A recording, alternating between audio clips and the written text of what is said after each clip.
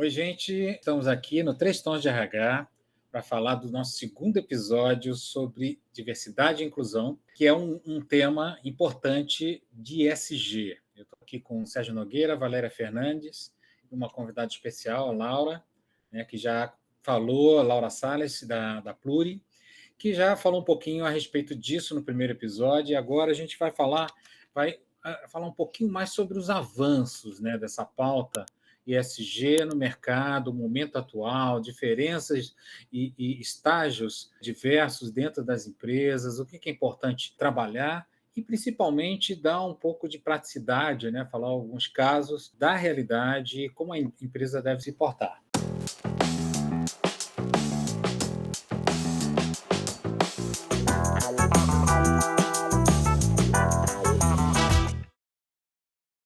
Legal. Laura, bem-vinda. Queria que você falasse um pouquinho, né? A gente estressar um pouquinho essa questão do momento atual, né? Porque a gente sabe que percebemos diferenças grandes entre o mercado brasileiro e o mercado internacional na pauta de ESG, né? E principalmente do tema que a gente vai se debruçar, que é de diversidade, equidade e inclusão. Bom, obrigada pelo convite, muito feliz de estar aqui seguindo com esse segundo episódio, nessa trilogia aí de diversidade e inclusão. Bom, falando um pouquinho do momento atual, né, a gente passou por o auge, assim, o que fez o despertar de diversidade e inclusão durante a pandemia. Então, nos anos aí de 2020, 2021, a gente passou pela fase semente, que foi o mercado brasileiro despertando para como a diversidade e inclusão e como a ESG como um todo eram importantes. Claro que isso não foi no nada, foi uma questão tanto de, sim, movimentos sociais, mas também de impulsos financeiros. Né? A gente viu um movimento muito forte de fora, colocando como obrigatório alguns critérios de diversidade. Fosse para abertura de capital, em bolsas como a Nasdaq, apoio de Goldman Sachs, né, que é uma instituição muito relevante, e também para questões de fornecedores. Começou-se a falar muito da preocupação com o impacto nessa fase mais fortemente, 2020, 2021. No ano passado, a gente teve um grande aumento de busca por diversidade e inclusão, então as empresas começaram a ver um pouco melhor, o que são minhas prioridades, o que eu consigo definir, para começar a caminhar com projetos de diversidade. Claro que tudo vai muito de acordo com o tamanho da empresa. Então, empresas grandes, enterprise, tendem a ter começado esse movimento um pouco antes, e agora empresas de médio porte, aí a partir dos 100, 150 colaboradores, já começam a investir também. O que a gente viu, né, de mudança desses últimos tempos? A gente está falando de perfis de empresas diversos, tanto a nível de tamanho, quanto a nível de perfil. Então, esses últimos meses foram meses de recessão para empresas startups, para empresas com base tecnológica, que viram seus recursos aí um pouco reprimidos. E aí, com recurso reprimido, é hora de inovar, pensar fora da caixa, o que a empresa pode fazer. Infelizmente, muitas empresas tiveram cortes, tiveram layoffs, porque estavam infladas a nível de pessoas e realmente precisando controlar recursos. E, nesse momento, uma grande preocupação pairou, que é muitas pessoas de grupos minorizados que foram contratadas nesses últimos anos de pico foram desligadas. Muitas mulheres, muitas pessoas negras, muitas pessoas LGBTQIAPN+. E aí existe aquele movimento de nos preparamos para isso, mas por que esse desligamento aconteceu? Porque as empresas ainda têm dificuldade de materializar o custo da diversidade dentro da empresa. Então, o que é essencial, o que precisa mudar nesse movimento é existir um pico, e esse pico decaiu para empresas que não tinham estrutura. Então, o começo de tudo é voltar a olhar para, como todas as metas da empresa, eu preciso de seriedade, eu preciso acompanhar as ações, eu preciso medir resultado financeiro. Então, as empresas que tinham isso bem estabelecido conservaram seus colaboradores. As que não tiveram, desligaram grande parte da diversidade. Isso falando um pouco da crise, agora trazendo um pouco o lado bom, né, que também não é só de crise, só de momentos tristes que se vive, o aumento de diversidade. A gente saiu de questões muito básicas que a gente falava no ano passado, como talentos, né, vagas afirmativas de trainee para pessoas negras, para mulheres, que era uma coisa muito inicial ainda, meio incipiente até, né, ainda meio, né, indo no oba-oba de empresas grandes que fizeram. A gente começa a falar de outras questões super relevantes para as empresas. A gente começa a falar de saúde mental para grupos minorizados, de incidência de ansiedade em grupos minorizados.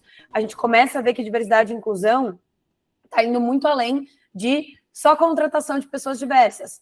Estando dentro da empresa, como é que a gente traz essas pessoas para a liderança? Como é que a empresa passa a ser uma escola? Como é que a empresa potencializa os talentos? Isso tem sido muito frequente. Como é que a educação corporativa vira uma grande alavanca social, resolvendo problemas sociais, de justiça social, e tendo essa vantagem de usufruto financeiro, de benefícios financeiros. Então, a gente viu uma mudança de temas mais básicos para temas um pouco mais avançados, que envolvem, em grande parte, a parte de dados e análise e a parte de educação. Como é que essa empresa potencializa o talento? Ô, Laura, a gente sabe que uma organização é formada por lideranças com experiências diferentes, né? Com visões diferentes, inclusive relacionadas a esse tema.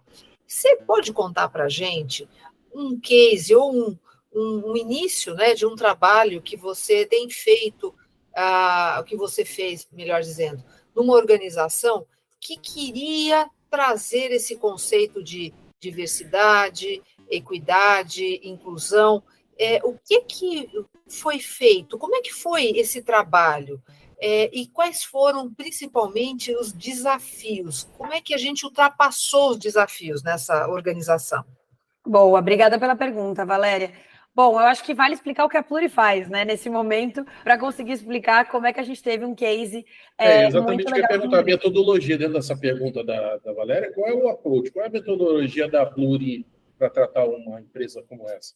Bom, acho que essa é uma pergunta boa, a gente traz uma tecnologia por trás do que é a Pluri. Nós somos uma plataforma completa de diversidade, equidade e inclusão, que faz todos os passos da jornada de uma empresa que quer ser uma empresa inclusiva. Então, começando pela parte de análise de dados, dados em tempo real, onde a empresa consegue ver como estão os índices de demografia, como está a maturidade dos temas de diversidade, dentre 5 grupos que a gente trabalha principalmente, que são gênero, raça e etnia, LGBTQIAPN+, pessoas 50, 60+, e pessoas com deficiência. E como é que está o senso de pertencimento desse colaborador? Ele está vivendo estresse, ele se sente seguro. Então, a gente cria todos esses indicadores para a empresa para que ela vá para muito além do raso. Muito além de eu tenho pessoas negras na minha empresa ou eu não tenho. Mas como é que essas pessoas efetivamente estão? Eu estou conseguindo reter? Quem são as pessoas que estão pedindo demissão? Quem são as pessoas que estão ficando? Elas estão se sentindo, né, acolhidas pelos seus líderes? Como é que está a liderança? Então, toda essa parte de métricas para nós na Pluri é muito importante. E aí o legal é que o diretor de RH, o gestor, né, que gera essa parte de diversidade, consegue ter uma dinâmica muito boa de ver todos os dados dessa empresa. Então, a nível de maturidade, as mulheres, elas sabem como denunciar um assédio? Esses assédios têm acontecido? Têm sido denunciados? Ou existe um grande índice de pessoas que nem comentam nessa empresa? Então, é muito nesse sentido de dar insumo para essa empresa, entender qual é o momento dela. Isso é um primeiro passo. E aí, depois, com isso tratado, como é que a gente envolve o colaborador? Como é que a gente forma as pessoas para que tenham, né, tudo que elas precisam para serem boas gestoras de diversidade e inclusão, serem boas representantes de grupos de afinidade, serem bons líderes que focam em inclusão, em comunicação não violenta. E como é que eu trago isso para os colaboradores? Então, dados e métricas, dando esse apoio para que seja, né, bem sucedido o projeto de diversidade, a parte educacional, e aí monitorar essas ações. E agora, falando um pouquinho do case, tem alguns que eu tenho um grande carinho, assim, um grande xodó que a gente teve, mas tem um em particular que foi um case muito bom nosso, que é uma empresa do Grupo Santander. Eu posso mencionar como é um case de sucesso, né? Eu acho que eles ficariam felizes também de ver que a gente está mencionando. É uma empresa do grupo que começou com a gente, uma empresa de 3 mil colaboradores, que começou com a gente absolutamente do zero. É uma empresa que fez um M&A com o Santander, então tinha critérios para entrar na empresa, precisava cumprir diversidade e inclusão, além de tudo, tinham essa consciência de que são uma empresa de primeiro emprego, que empregam muita gente, que poderiam potencializar essas pessoas e reter mais talento. Essa empresa tinha uma grande questão, que era retenção de talentos. baixa retenção, muita dificuldade de atrair talentos que realmente quisessem crescer na companhia, porque se trata de uma empresa muito conhecida por primeiro emprego. A gente conseguiu construir toda a base de diversidade e inclusão, desde o primeiro grupo, Comitê de Diversidade, onde a gente fez a seleção das pessoas, onde a gente tem ali os representantes de grupos minorizados, toda a questão de construção dessa pauta, de envolvimento com colaboradores e da parte de métricas. Essa empresa aumentou representatividade de pessoas negras no quadro, aumentou a empregabilidade em quase 10%, o que é muito alto, por um período de 12 meses, e conseguiu diminuir a parte de turnover, que era uma grande questão. Então, eu gosto de trazer esse caso, porque eles acabaram de renovar com a gente o contrato, aumentar o contrato, porque realmente eles estão vendo uma grande diferença na atração de talentos e na parte de retenção, que para eles era uma grande questão. O que eles fizeram para que isso acontecesse? Né? Eu acho que vale falar sobre isso. Primeiro foi uma questão de analisar o que eles tinham dentro da empresa. Quais eram as métricas e quem eram as pessoas que estavam saindo com mais rapidez, quem que eles não estavam conseguindo reter. E aí, trabalhar métricas em cima disso, trabalhar ações para reter esses grupos minorizados especificamente. E aí, conseguir atraí-los com mais destreza, né? Com mais aí, eficácia nesse sentido. E com isso, formar o grupo de afinidade, construir essas ações de diversidade e o letramento dos gestores foi fundamental. Então, eles estão há 12 meses formando todos os gestores da empresa em trilhas de diversidade e inclusão, que começaram para a empresa com baixa maturidade e hoje já subiram o nível de maturidade dentro dos nossos 4 graus, baixo, médio, bom ou ótimo, eles já estão no índice médio, onde os gestores já sabem criar processos seletivos inclusivos, feedbacks são feitos de acordo com a pessoa, pensando na individualidade de cada um, com muita humanidade, onde comunicação não violenta passou a ser uma questão frequente e a liderança inclusiva virou um mantra. Então, eles conseguiram isso com acompanhamento de métricas e muito engajamento da liderança e acompanhamento das ações. Muito legal. Legal mesmo. É bom, né, quando a gente vê as empresas com vontade, né? Existe vontade política para atuar numa prática nova. E os resultados, né, Roberto? Os resultados claros, né, para o negócio, né? Eu tenho uma curiosidade, né? Assim, quando você fala, a gente faz um levantamento do estágio, né, de maturidade da empresa em relação à diversidade, né? Que reações você tem percebido quando, por exemplo, o estágio é bem inicial, em que requer até mexer no próprio produto, né? Às vezes isso acontece, né? Você tem que... Quando é uma startup, as coisas talvez fiquem mais fáceis, se é que a gente pode dizer assim, porque, de uma certa forma, já está embutido, né, no próprio processo de construção da sua solução essa questão de ESG, né? Pelo menos é o que a gente percebe nas startups, né? Na maioria delas. Mas eu tenho uma curiosidade exatamente, se você percebe reações diferentes, como é que é isso? Eu acho que a grande reação diferente, que até me traz muita memória, muitos gatilhos quando você diz isso, é que, normalmente, a visão do RH numa primeira conversa não é a visão do colaborador e não é a visão do nosso índice de maturidade. Por quê? Porque existe um grande desconhecimento do que é diversidade e inclusão. As pessoas acham que, muitas vezes, diversidade e inclusão é realmente abrir um processo seletivo de trainee focado num grupo minorizado ou formar um grupo de conversa, mas não é isso. A gente tem que falar de canal de denúncia, a gente tem que falar de políticas de educação de diversidade, a gente tem que falar sobre fortalecimento de talentos, sobre uma série de questões que, às vezes, a primeiro contato, as empresas não estão familiarizadas. Então, como o nosso índice é composto? Né? O nosso índice ele tem 2 frentes. Ele tem o questionário do RH, onde o RH vai dizer todas as políticas que estão implementadas, desde políticas específicas a questões mais identitárias, por exemplo. Vocês contam com 5 mulheres na liderança? Pelo menos 5. Tirando aí um número, tem que olhar o número da empresa, tá? De colaboradores. Mas vocês contam com X% de mulheres na liderança? Vocês contam com X% de pessoas negras? Por outro lado, como é formado o grupo de afinidade de vocês? Existe um assessment? Existe um processo seletivo? Então, tudo isso é olhado quando a gente conversa com o RH e quando a gente conversa com o colaborador. Quando a gente junta, né, nos nossos índices, que automaticamente é uma união do que é o RH e do que é a percepção do colaborador, a gente vê que existe uma grande falta de comunicação. E, assim, falta de comunicação, que eu às vezes penso como ela chega a existir, e isso é preocupante. É facilmente sanado, mas é preocupante. Que é, você chega a falar com gestores de RH que dizem, nós temos um canal de denúncia. E quando você faz a pesquisa com o colaborador, quando o colaborador entra no aplicativo da Pluri e responde as questões de maturidade, ele diz, eu não sei fazer uma denúncia. A gente já chegou a ouvir colaborador dizendo, eu acho que eu vou no saque. Tem um saque, o número no site, eu acho que é ali que eu faço minha denúncia.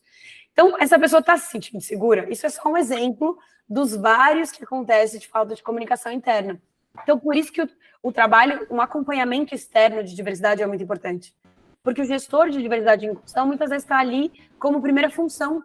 Muitas vezes ele não tem experiência nessa área. Ele foi gestor de RH, mas a área de diversidade e inclusão ainda é nova para ele. Então, querer que essa pessoa tenha todos, né, toda a formação e toda a preparação para tocar um projeto bem-sucedido de diversidade e inclusão é uma ilusão. Então, uma empresa de fora vai trazer essa expertise de o que uma empresa precisa e o que não está chegando no seu colaborador. Que às vezes a impressão, quando você está dentro da situação, a impressão é super positiva sobre a parte de inclusão, né? Aí quando você tem uma figura isenta que consegue identificar, mostrar em números, né, de uma forma tangível, com que estágio que está, eu acho que realmente cria uma mobilização. Ô, Laura, eu queria ouvir você a respeito do que a gente vê, né, ou lê, vê nas mídias, enfim, algumas críticas trazendo o seguinte: muitas vezes a empresa está mais preocupada em mostrar indicadores que para o mercado podem gerar uma imagem positiva, um certo marketing, e quando a gente olha para dentro, nem sempre isso é uma realidade, né? Em termos de cultura mesmo, né? De ter ali no dia a dia o líder engajado nesse tema. Quando a gente fala de diversidade e inclusão, vale a gente lembrar aí do contexto ESG, onde surgiu o conceito de greenwashing, que eram as empresas que diziam que eram super sustentáveis, super focadas no meio ambiente, para a mídia, mas não efetivamente faziam internamente. Esse conceito deu origem ao diversity washing, primos do ESG, que é a mesma coisa, é o falar para a mídia e não fazer internamente. Por que isso tem acontecido e por que isso é um grande risco também? Eu acho que vale dizer. Primeiro, as empresas têm notado que o consumidor tem valorizado e tem questionado empresas não inclusivas. Então, se eu faço um produto que eu espero vender para pessoas negras, eu não posso não ter na minha comunicação pessoas negras. E as empresas já entenderam isso. Só que elas entenderam só a parte de comunicação, muitas vezes. Se quem compra o meu produto é uma pessoa negra, eu tenho na comunicação, resolve. Só que se eu não tenho uma pessoa negra pensando no produto, esse produto não conecta com o consumidor. E aí isso é uma grande falha, uma grande lacuna que é, eu estou promovendo, a um primeiro olhar eu olho e falo, olha, uma empresa inclusiva, uma empresa que conecta comigo. Na hora que eu vou comprar o produto, esse produto não encaixa. Eu passei por isso como consumidora recentemente, e eu acho que é um grande aprendizado, que é, tem alguns produtos, por exemplo, clínicas hoje virtuais de saúde feminina. Eu confesso que eu não tenho muito tempo, não tenho ido muito em médico, procuro uma clínica de saúde feminina, online, né, de tecnologia. Você entra e seu atendimento é todo feito por homens. Você já olha ali e fala, tem algo errado. Eu estou entrando numa clínica de saúde que trata saúde mental, que trata saúde física da mulher, que na propaganda tem muitas mulheres, eu vejo mulheres que me representam, que eu olho e falo, é um produto incrível, quando eu vou passar por essa clínica, eu não me sinto nem acolhida nem representada. Eu vou voltar como cliente? Não vou. E o que aconteceu comigo acontece muito mais latente com outros grupos minorizados. Muito mais forte com pessoas trans, muito mais forte com pessoas com deficiência. Então, assim, é uma grande falha, que é, eu acho que eu estou enganando o meu consumidor, basicamente isso. Mas eu não estou, porque ele vai comprar uma vez e ele não vai voltar. Como aconteceu nesse caso comigo como consumidor, minha vontade era mandar uma mensagem. Falar, eu posso te ajudar, vocês não estão indo por um caminho legal. Entendeu? Eu até pensei nisso. E provavelmente vou fazer. Mas é uma coisa que as empresas têm que ter preocupação, que é, se eu quero conectar, eu preciso ser genuíno e eu preciso pensar no que eu estou ofertando. Bom, Laura, a minha pergunta é mais ou menos essa linha da Valéria, só que mais voltada para a liderança. A gente sabe que você foi bem clara aí, como você mencionou o estudo de caso, a importância da liderança. Só que a gente sabe que, infelizmente, a gente vê lideranças de todas as formas, existe uma desigualdade também na formação da liderança. E aí eu estou querendo levar para o lado machista, de falta de respeito, a comunicação violenta, dos mais variados tipos, os critérios de promoção, que isso sempre é uma questão também importante, de contratação, como você mencionou. Como é que é a tua experiência lá na Pluri quando se depara com situações dessas, onde muitas vezes, né, você aplicando uma pesquisa, tem uma questão de liderança, como é que vocês têm tratado, como é que é a tua visão do estágio, e aí ampliando um pouco essa pergunta, como é que você vê a situação da nossa liderança no Brasil nesses temas, entendeu? Como é que você avalia? O que está faltando? O que tem de bom? Bom, o essencial é a liderança entender como isso a afeta diretamente, né? Por que é tão importante a parte de educação de diversidade e inclusão? Porque muitas vezes isso é um viés inconsciente. Eu brinquei a vida inteira, eu acho que a minha equipe é super inclusiva, minha mãe é uma mulher, minha irmã é uma mulher, eu sei lidar com mulheres, eu só faço piadas. Quantas vezes a gente não ouviu isso? Se eu não sei que eu estou fazendo uma piada machista, eu vou continuar incidindo nesse erro. Então, o primeiro papel da empresa é a sensibilização. Eu mostro o que é certo e eu mostro que para nós é indiscutível. Se para minha empresa, se para a empresa onde, né, eu trabalho, a questão de assédio ela não é tolerada, eu sei que eu não tenho espaço para esse tipo de atitude. E essa transparência é muito importante. Então, que a empresa tenha claro o que é o código de conduta, que as regras estejam muito bem definidas e, por outro lado, colocar limites para que as pessoas entendam que muitas vezes é uma construção histórica, que a gente replica comportamentos machistas, racistas, homofóbicos, que muitas vezes não são intencionais. Na maioria das vezes não são intencionais. Então, esse é um papel da empresa, que tenho bons líderes e quero potencializar esses líderes para que sejam cada vez mais inclusivos. Então, regra, posicionamento de cultura e sensibilização. E como eu vejo os líderes no Brasil hoje, né?